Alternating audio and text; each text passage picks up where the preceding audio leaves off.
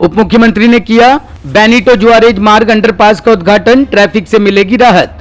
दक्षिणी दिल्ली में Benito Juarez मार्ग अंडरपास का लंबे समय से चल रहा है काम। इस मार्ग का उद्घाटन दिल्ली के डिप्टी सीएम मनीष सिसोदिया ने कर दिया है। आज से अंडरपास आम जनता के लिए खोल दिया जाएगा। बेनिटो जुआरेज मार्ग अंडरपास आज से चालू होने वाला है। इस बात की जानकारी पीडब्ल्यूडी विभाग ने दी है।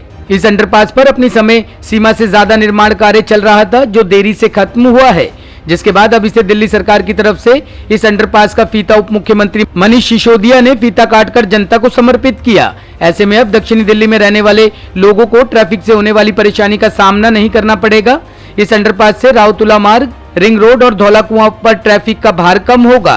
पीडब्ल्यूडी के मुताबिक ये दिल्ली विश्वविद्यालय के दक्षिण परिसर के बगल में धौला कुआं और दुर्गाबाई देशमुख मेट्रो स्टेशन के बीच जाम का सामना करने वाले यात्रियों को राहत प्रदान करेगा। 1.2 किलोमीटर लंबा वाई आकार का यह अंडरपास दिल्ली सरकार की राउतुला राम परियोजना का दूसरा हिस्सा है, जिसे सरकार ने 2013 में मंजूरी दी थी। पहले हिस्से में राउतुला राम फ्लाईओवर का उद्घाटन जुलाई 2019 में हुआ था। इतना ही नहीं, परियोजना के एक हिस्से के रूप में सेंट मार्टिन मार्ग और बेनिटो जुआरेज मार्ग पर अंडरपास के 2 हिस्सों को जोड़ने वाला एक 670 मीटर स्काई वॉक भी बनाया गया है।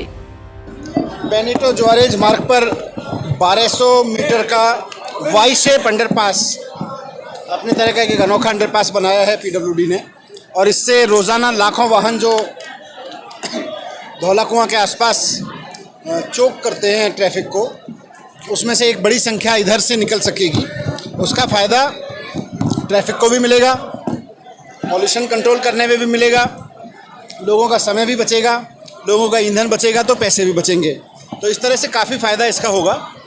इसके साथ साथ ऊपर एक स्काई वॉक बनाया, क्योंकि ये कॉलेज एरिया है, स्कूल एरिया है, तो यहाँ आसपास के बच्चे जो आते जाते हैं उनके लिए एक स्काई वॉक भी इस प्रोजेक्ट में बनाया गया है।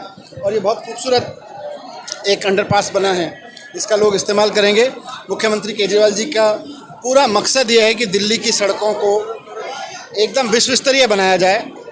दिल्ली की सड़कें मजबूत हों, साफ़ सुथरी हों और साथ साथ में सुंदर दिखें। तो उसके तहत काफ़ी प्रोजेक्ट चल रहे हैं, जिसमें से ये अंडरपास बनाना भी उसका एक हिस्सा है।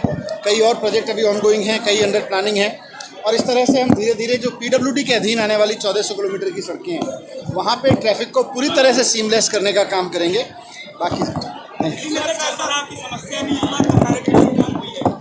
दिल्ली में जलभराव की समस्या बहुत बड़ी समस्या थी पिछले बहुत सारे वर्षों में।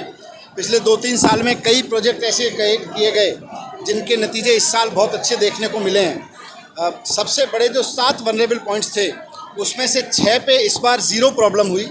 एक में थोड़ी सी प्रॉब्लम हुई क्योंकि वहाँ पंप वगैरह चलने में देरी हुई, लेकिन उसको भी हमने टेक्निकली ठीक कर लिया है।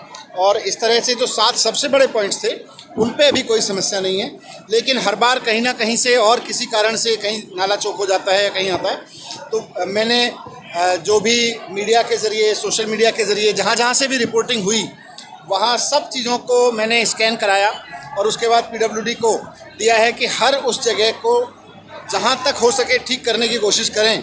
अगर कोई नया भी पॉइंट डेवलप हुआ है उसको भी ठीक करें। सर, इससे अलग एक सवाल है, दिल्ली विश्वविद्यालय के शिक्षक प्रोटेस्ट कर रहे हैं, तो ये कहना है कि जो टॉप स्टोरी ब्यूरो के लिए दिल्ली से रवि डालमिया की रिपोर्ट।